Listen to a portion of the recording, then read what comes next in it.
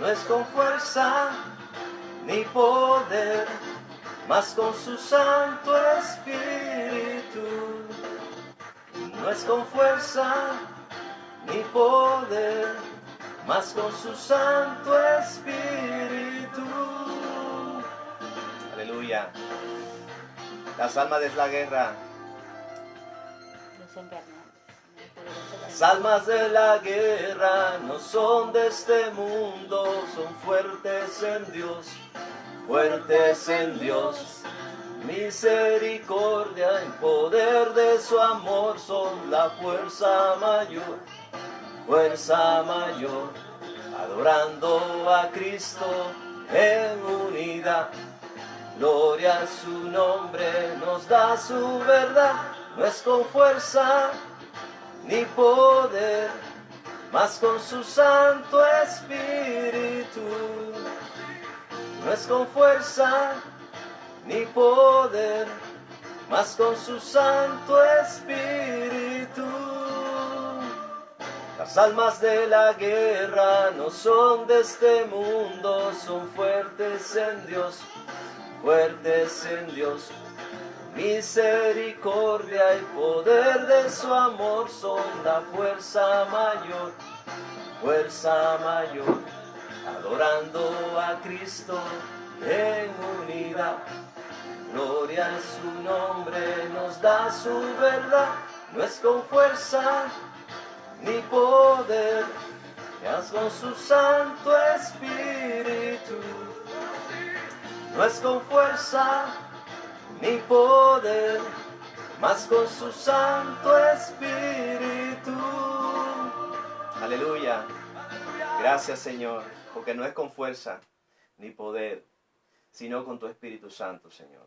En este día, Señor, te damos gracias por este día, por las grandes maravillas que tú haces por nosotros, Señor, por tu amor, por tu misericordia, Señor. Padre, entendemos que no es con fuerza, sino con tu Espíritu Santo, la cual podemos vencer, Señor. En este día, Señor, queremos darte las gracias por las cosas que tú haces por nosotros, porque podemos entrar al lugar santísimo para buscar el oportuno socorro, Señor. Podemos alabarte con libertad, podemos darte las gracias porque tú eres Dios todopoderoso, Señor. En ti confiamos, en ti nos regocijamos y nuestras fuerzas están en ti, Señor.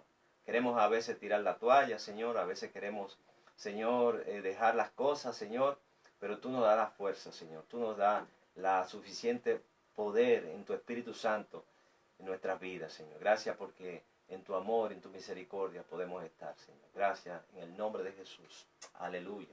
Bendito el nombre del Señor. Aleluya. Qué bueno es alabar al Señor en este día. Alabar es bueno, bendecir el nombre del Señor, y como esta alabanza dice, no es con fuerza, sino con el poder del Espíritu Santo. Ayer estuvimos saliendo, mi esposa y yo, en las afueras de Madrid. Le voy a pasar ahora lo que es la tablet, para que ella detrás de bambalinas pueda coordinar algunas cosillas. Y ayer estuvimos, hicimos un pequeño video de lo que estaba pasando en la ciudad de Madrid. Ayer realmente fue algo para mí fue algo muy glorioso, porque veo que la ciudad está moviendo. Madrid, que es una ciudad donde no se duerme, es una ciudad muy preciosa, y es una ciudad que ayer estaba realmente bulliciosa en las calles, en las aceras, ¿verdad? Sabemos que las aceras y las calles no es el todo, no es Madrid. Madrid son las personas, las que constituimos esta linda ciudad. Entonces ayer estuvimos caminando en esa calle García Nobleja, y realmente estuvimos viendo cómo la gente tenía vida. Asimismo, cuando estemos nosotros allí en nuestro local, ¿verdad? El local no es la iglesia somos nosotros, y nosotros somos los que le damos vida a la iglesia de Cristo, en el nombre de Jesús. En este día queremos felicitar a nuestros pastores que cumplen un año más de casados. Dios les bendiga, que el Señor los guarde y que el Señor les prospere en todos sus caminos. Qué bueno es que tenemos estos pastores, cada uno de ellos, que ellos puedan, gracias al Señor, que el Señor los guarde, los cuide, y que sigan siendo pastores así como son, y que el Señor les bendiga grandemente. También, en este día también está de cumpleaños nuestra hermana Giselle, y le damos nuestras felicitaciones. Además tenemos una noticia triste, el hermano Tom, que estuvimos orando por él, partió a la presencia de Dios. La palabra de Dios dice que bendito es el que muere en el Señor, ¿verdad? O sea, su vida es la muerte en victoria. El Señor es que nos da ese consuelo y enviamos el consuelo a la familia, esa familia que esté allí, que pueda fortalecerse y que el Señor le guarde y le cuide, pero que le dé ese aliento de fortaleza a su corazón. Amén. En este día quiero compartir con ustedes una palabra que está expresada en Primera de Crónicas, capítulo 21, verso 8. Primera de Crónicas, capítulo 21, verso 8. Y vamos a leerlo en el nombre del Padre, del Hijo y del Espíritu Santo. Dice: entonces dijo David a Dios: he pecado grandemente al hacer esto. Te ruego que quites la iniquidad de tu siervo, porque he hecho muy locamente. Amén. Vamos a orar y vamos a permitir que esta palabra suya sea una rema en nuestra vida. Señores, en este día te damos gracias por tu palabra, gracias por tu amor, gracias por tu misericordia. Que esta palabra tuya quede grabada en nuestro corazón y que pueda germinar para vida eterna, Señor. Te damos muchas gracias por tu misericordia, gracias porque al abrir tu palabra podemos encontrar vida eterna a través de ella. Gracias por tu misericordia y por tu amor. En el nombre de Jesús, danos sabiduría. Espíritu Santo, ministra nuestras vidas. En el nombre de Jesús. Amén. Permiso, me permiten apagar un momentico. Gloria a Dios.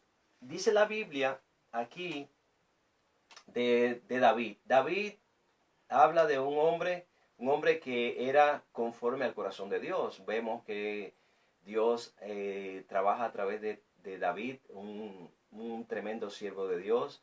Muchos de los capítulos que hemos visto en los salmos, vemos las grandes palabras de los salmos. El Salmo 23 es un salmo precioso, un salmo de David. Y muchos de esos salmos son expresados, inspirados realmente en la palabra del Señor. Y David, un hombre que luchó con el gigante Goliat. Vemos a un joven que al ver cuando su padre lo envía al campo de batalla, al ver que todo el mundo estaba atemorizado, y dice que cuando estaba peleando contra los filisteos, todo el mundo estaba atemorizado porque había un gigante que llamado Goliat, ¿verdad? Y entonces estaba desafiando los escuadrones del ejército del Señor, el ejército de Israel. Y dice la Biblia que David se esforzó y dijo: no, este incircunciso está insultando a nuestro Dios. Y él dice la palabra del Señor que con una honda y unas piedras, ¿verdad? Unas 5 piedras, pudo matar al Goliat. Solamente utilizó una sola piedra. Él, con el poder de Dios, le cortó el cuello, le cortó la cabeza al gigante, y este hombre fue muerto por David. Era un chaval, un muchacho, ¿verdad? Y David, por el poder de Dios, a través del poder del Señor, el Señor lo usó poderosamente a este joven.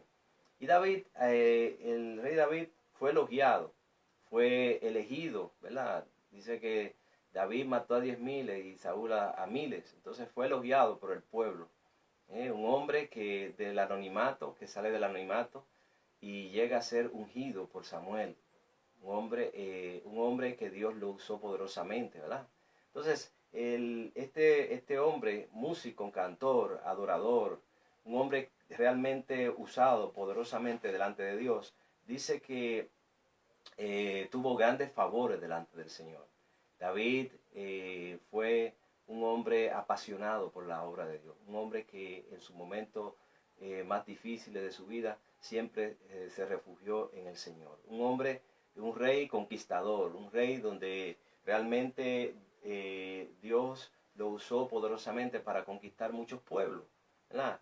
Un hombre que aún en su más, diríamos, oportunidad tuvo en varias ocasiones matar al ungido que era Saúl, ¿verdad? Rey en aquel tiempo. Pero él no quiso, no lo hizo, porque él entendía que era el ungido de Jehová.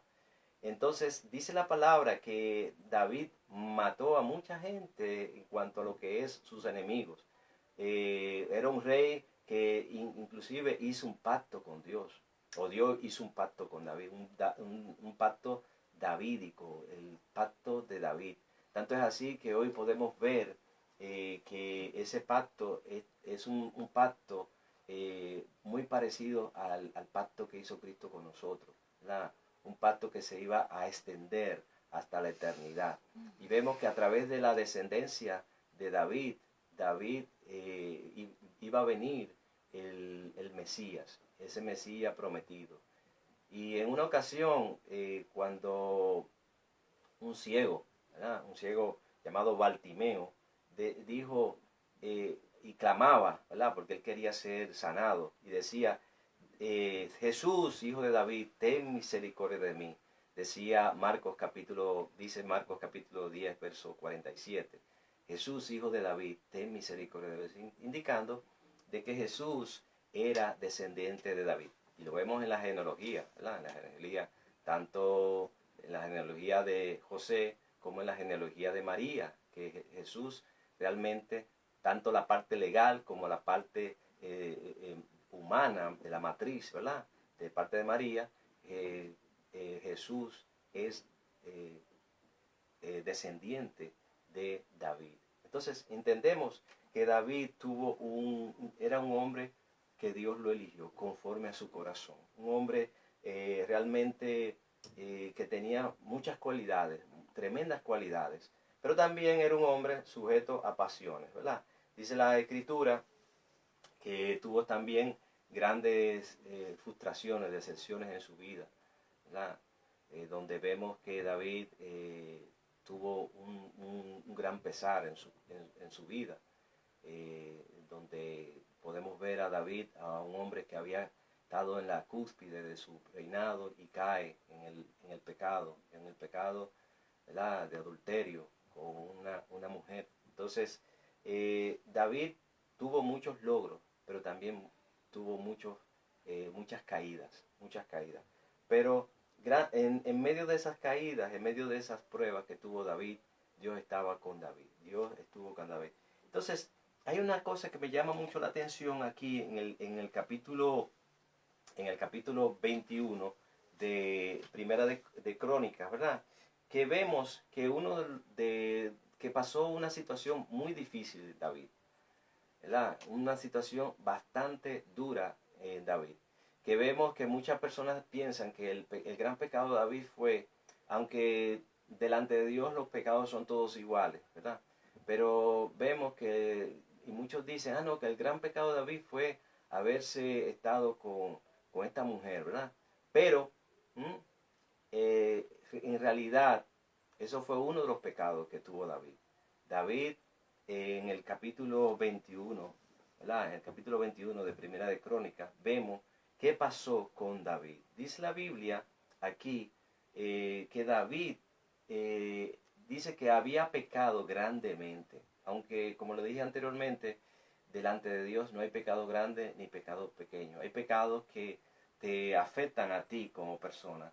En el caso de David afectó cuando pecó de adulteró, él pecó él, ¿verdad? Y pecó también la persona que estaba involucrada en ese pecado de adulterio, ¿verdad?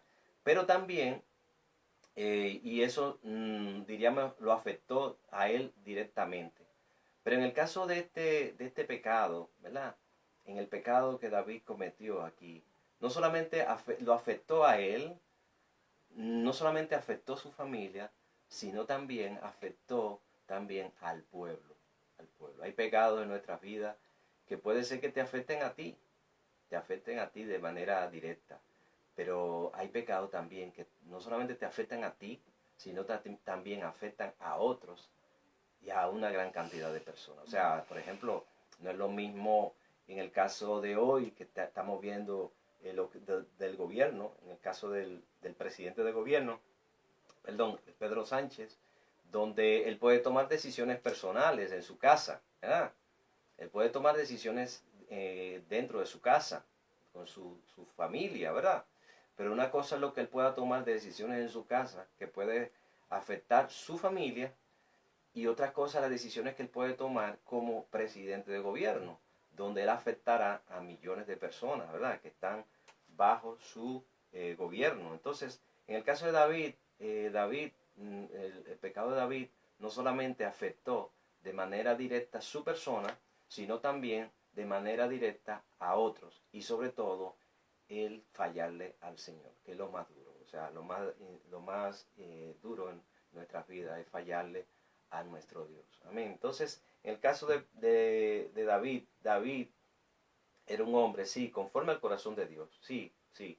Pero esto le afectó no solamente a él, sino también a los demás y sobre todo, como le decía, a Dios, ¿verdad? Verdaderamente. Entonces, en el caso, dice la Biblia aquí, que David quería que Dios le quitara, Dios le quitara esa iniquidad. Era una iniquidad terrible, grandemente era esta iniquidad. Dice, porque que había hecho locamente. Oiga eso, había hecho locamente. Muchas veces, hermano, como que hay veces que hay personas que se le cruzan los cables. En este caso, a David se le cruzaron los cables, ¿verdad? Y hubo, diríamos, un cortocircuito, hablando eléctricamente, ¿verdad? Como en nuestra vida, ¿verdad? Que somos eléctricos. Se le cruzaron los cables y hubo un cortocircuito en la cabeza de David, y eso produjo que actuara locamente.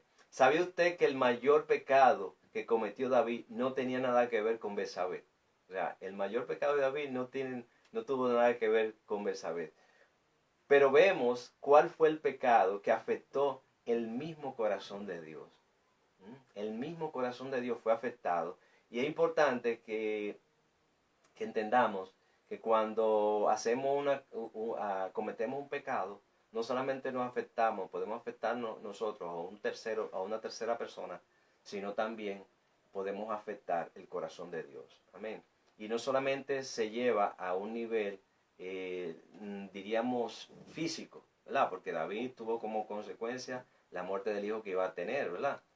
Pero también en este caso, de haber hecho este pecado, que vamos a hablar detenidamente en este pecado, David cometió una situación espiritualmente hablando.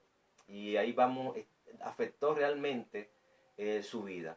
No afectó en cierto sentido lo que es la salvación de David, pero ciertamente lo afectó a él y a la nación de Israel de su relación personal con Dios.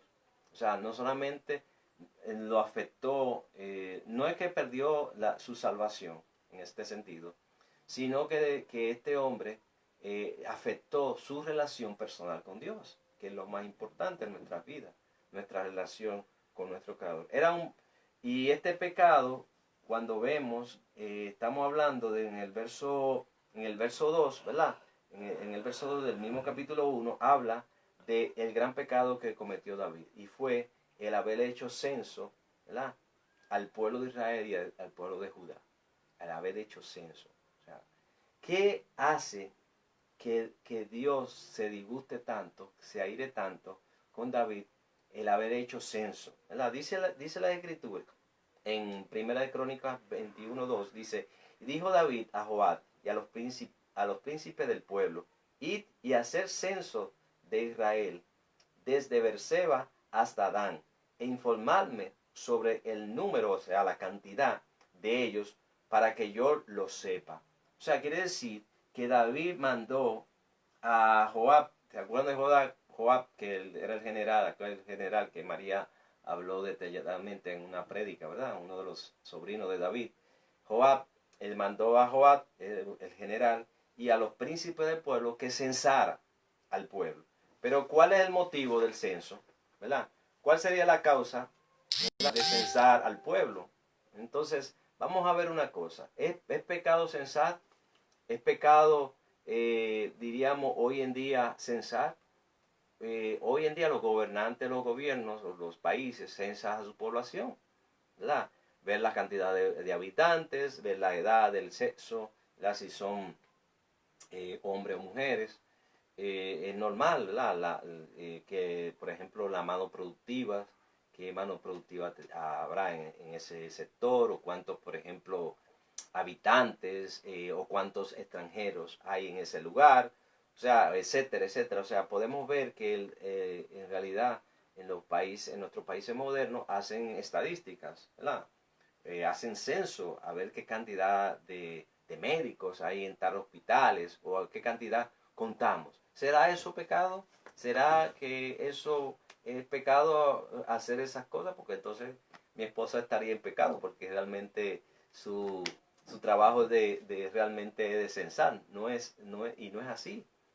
¿Qué fue lo que produjo? ¿Qué fue lo que produjo en este momento que David haya pecado contra Dios al censar al pueblo? Dice la escritura en el verso 4, dice, mas la orden del rey pudo más que Joab. Salió por tanto Joab y recorrió todo Israel y volvió a Jerusalén y dio la cuenta del número del pueblo a David. Y había en todo Israel 1.100.000 que sacaba espada, y de Judá 470.000 hombres que sacaban espada. O sea, aquí se está hablando, lo que está hablándose en estos capítulos, en estos versículos que vemos, que el problema de David no era en sí el censo de censar las personas como hoy en día podemos censar una persona. La situación de David de haber censado al pueblo era para saber la cantidad de hombres, no tanto de mujeres, de hombres que podían tener espada. ¿Y para qué la espada? Si no es para luchar. O sea, David lo que estaba procurando era saber la cantidad de gente, de hombres, ¿verdad? De hombres fuertes, ¿verdad? Que tuviesen espada para luchar.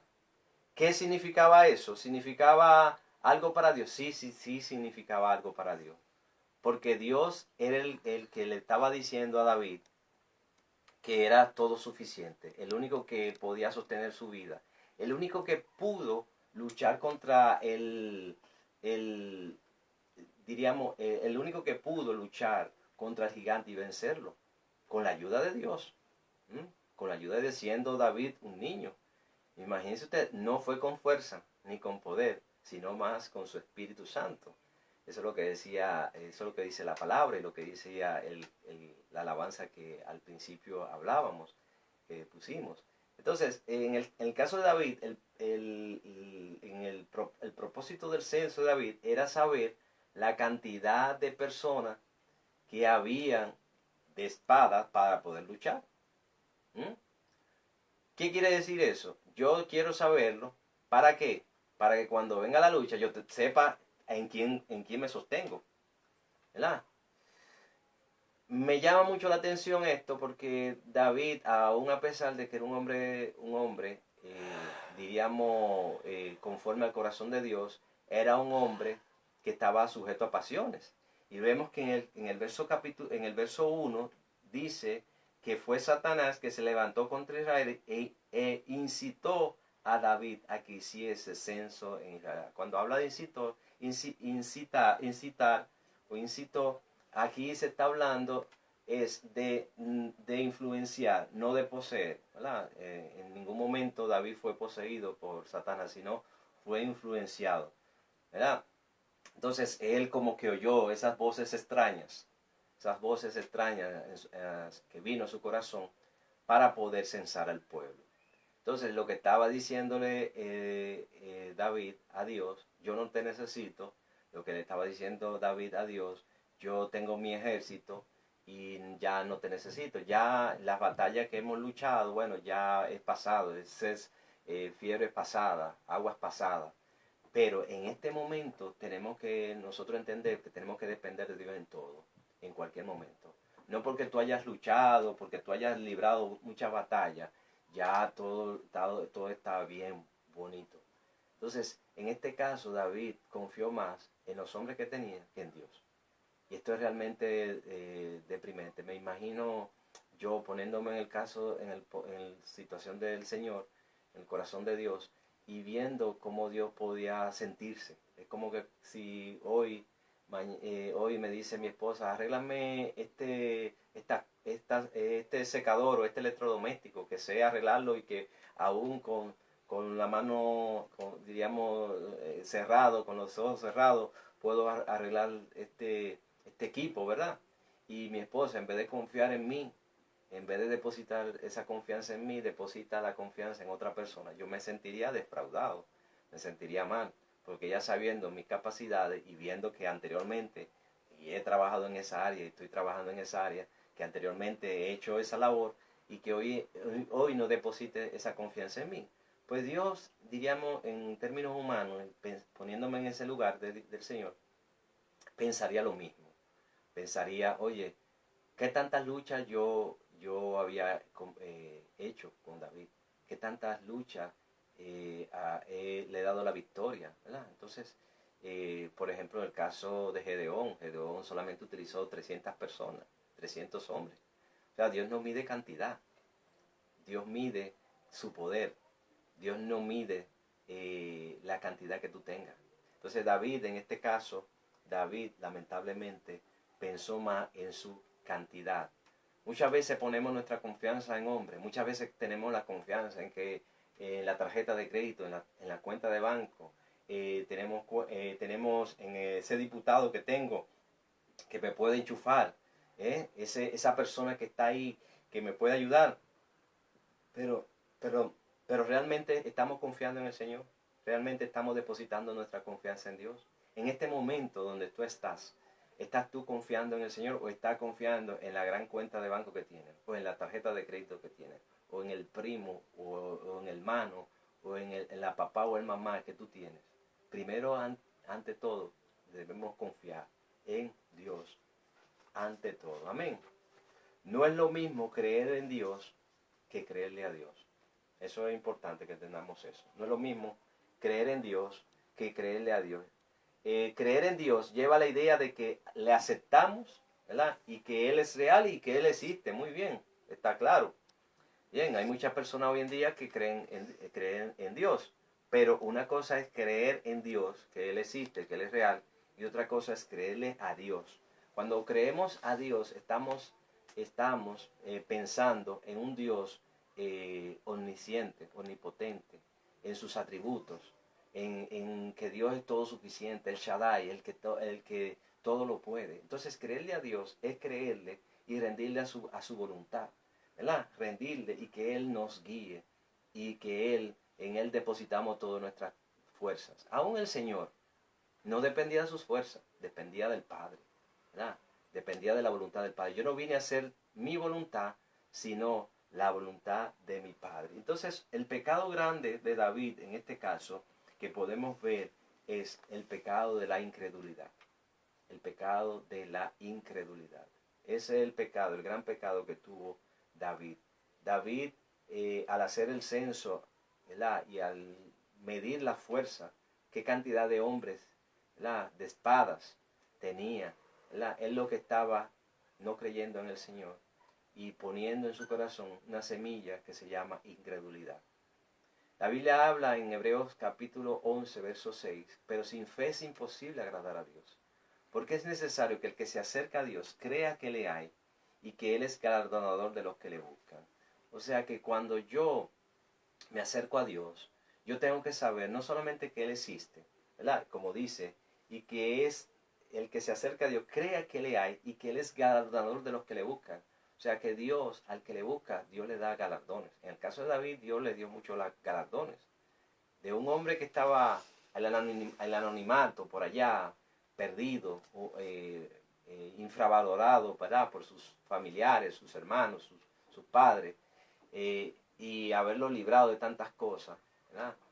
David no confió en Dios, sino que puso su confianza en el Señor. No puso su confianza en el Señor, sino que puso su confianza en la mano, en las espadas. Amén. Entonces, lo opuesto a la incredulidad es la fe. Para tú poder vencer la incredulidad, tenemos que tener fe, ¿verdad? ¿verdad? Y fe no es tener fe en un Dios lejano, como dijimos. No es de creerle a Dios, Creo en Dios, muy bien. Bien, sé que existe, sino creerle a Dios, que el Dios es todopoderoso y es suficiente. El pecado de la incredulidad, ¿verdad? Es tan sutil. Es algo que muchas veces desconocemos. A veces juzgamos más a una persona que entra borracha a la iglesia, entra con pecados a la iglesia, ¿verdad? Que entra con una cierta condición diríamos, de drogadicción, pero a esa persona lo juzgamos, pero no juzgamos a aquella persona que es incrédula. El incrédulo es una persona que pasa desapercibido, que nadie se da cuenta de que esto existe en su corazón. Es una persona que está, diríamos, por debajo. La incredulidad está sutil en la persona. Por eso entendemos que es algo interno, no externo. La incredulidad se manifiesta en algo interno. Amén. Entonces, Dios considera la incredulidad como algo muy serio, porque realmente está afectando directamente el corazón y los atributos de Dios. Si tú no crees que Dios es poderoso, entonces Él no es poderoso para sanarte. Él no es poderoso para librarte de la deuda. Él no es poderoso para sacar a ese hijo o esa hija que está sumida en el pecado y llevarlo y ser una persona productiva delante de Dios. Entonces, la incredulidad se opone a Dios. Pone a Dios entredicho, como le pasó a Eva con la serpiente, ¿verdad? Entonces, Satanás está detrás de todo esto, de la incredulidad. Satanás es que pone con que Dios le ha dicho que de este árbol no deben de comer, poniendo entredicho la palabra del Señor. Entonces, la incredulidad pone, el Satanás pone la incredulidad en nuestros corazones. Entonces tenemos que tener sumo cuidado con la incredulidad. Muchas veces no vemos al incrédulo, ¿verdad?, que entra a la iglesia, ¿verdad? Pero no le decimos, oh, no te preocupes. No, a la incredulidad hay que machacarla, como dicen, y ponerle mucho caso porque Dios le puso mucho caso a eso. Vemos el ejemplo del Señor Jesús. El mismo Señor Jesús luchó contra la incredulidad. Por ejemplo, en Mateo capítulo 17, vamos a ver Mateo capítulo 17, a ver qué dice la palabra del Señor acerca de la incredulidad. ¿Qué pasaba en este caso? Que Jesús luchó directamente con la incredulidad. En este caso, en el capítulo 17, Mateo capítulo 17, verso 14, habla de un muchacho que estaba enfermo y tenía un demonio. Y sucede que los discípulos no pudieron sacar el demonio. Y fue traído este endemoniado, esta persona, este joven, fue traído por su padre ante Jesús. Mira, Jesús, Señor, pero resuelve porque los discípulos que son tuyos no pudieron resolver. Y Jesús le respondió, dijo en el verso 17, Mateo 17, 17, dice, oh generación incrédula y perversa, oye, generación incrédula y perversa. ¿Hasta cuándo he de estar con vosotros? ¿Hasta cuándo os he de soportar? Traérmelo acá. O sea, Jesús realmente en buen, diríamos, humano, dijo, oye, ya estoy cansado de vosotros. Estoy cansado de su incredulidad. Estoy cansado de que siempre sea lo mismo, ¿verdad? Que ustedes no puedan resolver. Pero ¿cuál es la situación de sacar el demonio? ¿Verdad? Muchas veces utilizamos métodos humanos para sacar algo espiritual, como pasó en un día que un hermano que estaba medio flojo, ¿verdad? Espiritualmente hablando, en una película, eso lo vi en una película, que estaba medio flojo, y eso pasa muchas veces en la vida real. Fue a tratar de sacar un demonio a una casa, y el demonio no salía. Y el demonio ahí dándole lucha. ¿Pero por qué? Porque él no tenía poder, no tenía mucha oración, mucho poder, poca oración, poco poder. Entonces él tenía poco poder. El demonio no podía salir. Y sucede que utilizó un batazo y le dio un batazo al pobre hombre. Entonces, quiere decir que en este caso Jesús reprendió al demonio y salió. Y Jesús llama generación incrédula y perversa. Y dice la Biblia en el verso 20, dice, Y le dijo Jesús, por vuestra poca fe. O sea, acuérdense que lo contrario a la incredulidad es la fe. Entonces, si tú tienes poca fe, entonces tienes mucha incredulidad. Es inversamente proporcional. Si tienes mucha fe, tendrá poca incredulidad. Si tienes mucha incredulidad, tendrá poca fe. En este caso, esta gente, sus discípulos, realmente, porque este es un mensaje para sus discípulos tenían poca fe. Dice, porque de ciertos digo que si tuviese fe como un grano de mostaza, dijere este monte, oye, un grano de mostaza pequeño, pásate de aquí a allá y se pasará y nada os será imposible. Pero dice el verso 21, pero este género no sale sino con oración y ayuno. O sea, quiere decir que Jesús lo que le estaba diciendo es, Jesús lo que le estaba diciendo, oye, esto lo que este género o este demonio sale es con oración, con búsqueda, con relación. O sea que para tú poder, diríamos, contrarrestar la incredulidad en tu vida es tu relación. Mientras más te acerca a Dios, más crees en el Señor. Mientras más te alejes de Dios, más incrédulo eres. Entonces, Jesús lo que le estaba diciendo era que tienen que buscar, tienen que haber relación, tienen que creerle a Dios. No creer en Dios, simplemente creerle a Dios, ¿verdad? Creerle a sus atributos, creer en su voluntad, que Él los guíe, que Él nos fortalezca, que tengamos una relación personal con Él, que podamos entender cómo es Dios, que podamos estar en la misma sintonía con Dios. Entonces, la incredulidad hace que haya una barrera entre Dios y nosotros. Entonces, la incredulidad, para yo poder ver al verdadero Dios, para poder ver su propósito en nuestras vidas, tenemos que quitar de nuestras vidas la incredulidad. Y eso ocasiona que muchas veces la incredulidad nos nuble la mente. Otro caso, vemos el caso de Juan capítulo 20, ¿verdad? Otro caso donde el Señor lucha contra la incredulidad. ¿Se acuerdan de Tomás, verdad? Tomás, ¿verdad? Dídimo. Este Tomás, en el capítulo 20 de Juan, en los versos 24,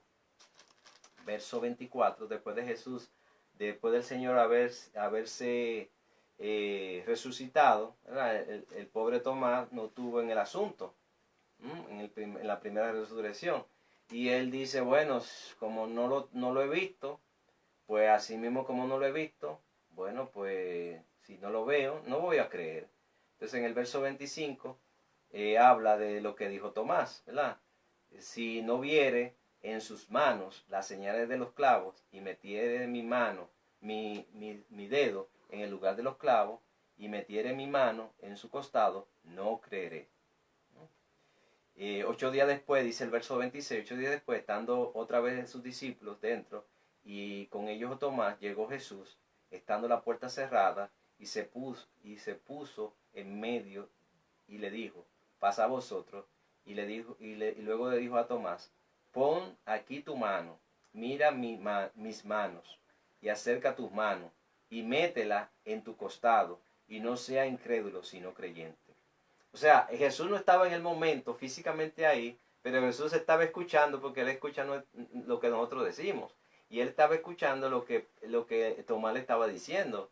Que si no veía, si no hacía, eso era parte física. Entonces quiere decir que Jesús lo que le estaba diciendo a Tomás, no sea incrédulo, sino creyente. Entonces Tomás, el verso 29 dice, porque me ha visto Tomás, creíste. Bienaventurados los que no vieron y creyeron. O sea que nosotros somos bienaventurados en el Señor porque no hemos visto y hemos creído. ¿Cuáles son las consecuencias? ¿Cuáles son las consecuencias de la incredulidad? Vamos a ver en el capítulo 21 de Primera de Crónicas, volvemos al capítulo 21, a ver cuáles son las consecuencias. Dice la Biblia que después de que censó y vio David todo lo que le pasaba, ¿verdad? Dice la Escritura en el verso 7 del capítulo 21 de Primera de Crónicas, dice, asimismo,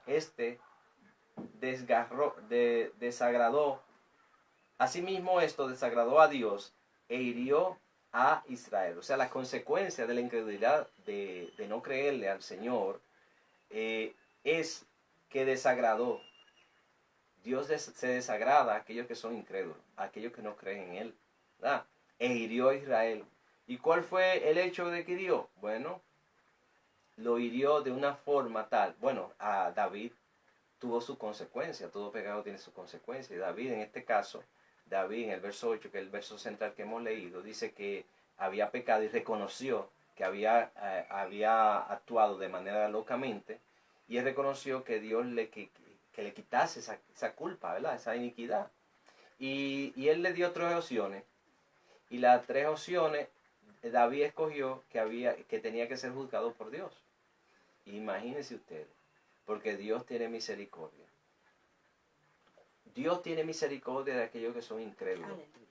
Dios tiene misericordia de aquellos que se acercan a Dios, pero que tienen que creerle a Dios como único y suficiente Salvador. Tienen que creerle a Dios como el único suficiente, el Shaddai en nuestra vida. Y eligió David que Dios le sea el que lo reprendiera, que lo castigara. Y dice la Biblia que mandó una peste a Israel.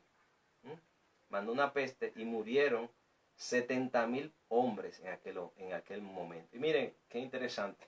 Un solo ángel con una sola espada mató a 70,000 hombres. Es que contradictorio. David, que estaba buscando cantidad, ¿verdad? Y Dios con un solo ángel mató a 70,000. ¿Qué pasaría si Dios si hubiese mandado una legión de ángeles, ¿verdad? ¿Qué hubiese pasado? Entonces, vemos el caso de que David, por su incredulidad delante de Dios, aún a pesar de que era un hombre conforme al corazón de Dios, este hombre, Dios trata con él, y este hombre se arrepiente.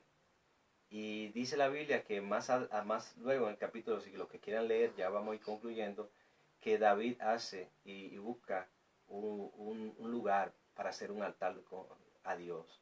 Pero hubo la consecuencia de la incredulidad.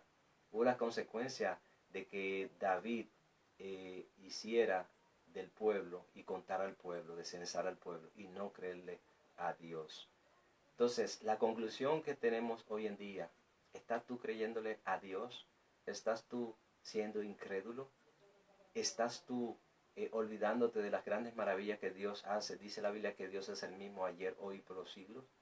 Es el mismo, no hay sombra de variación en Él. Es el mismo Dios que te sacó del lodo cenagoso. Es el mismo Dios que hoy te da. Muchas veces nos relajamos porque tenemos ya cierta posición económica, o diríamos nos relajamos y decimos, bueno, ya como tengo ya una posición, tengo ya dinero, o tengo ya un trabajo indefinido, ya, ¿para qué yo necesito buscar de Dios? ¿O por qué yo tengo que buscar lo de Dios, la iglesia, los hermanos? ¿Para qué? Entonces muchas personas se meten en el círculo, en el vicio, en lo que es la incredulidad. En este día, que Dios le dé fe, porque sin fe es imposible agradarle a Él. Dios le bendiga, y esperamos en el Señor que esta palabra haya sido de bendición para vuestras vidas. Un abrazo para todos en el nombre de Jesús. Amén.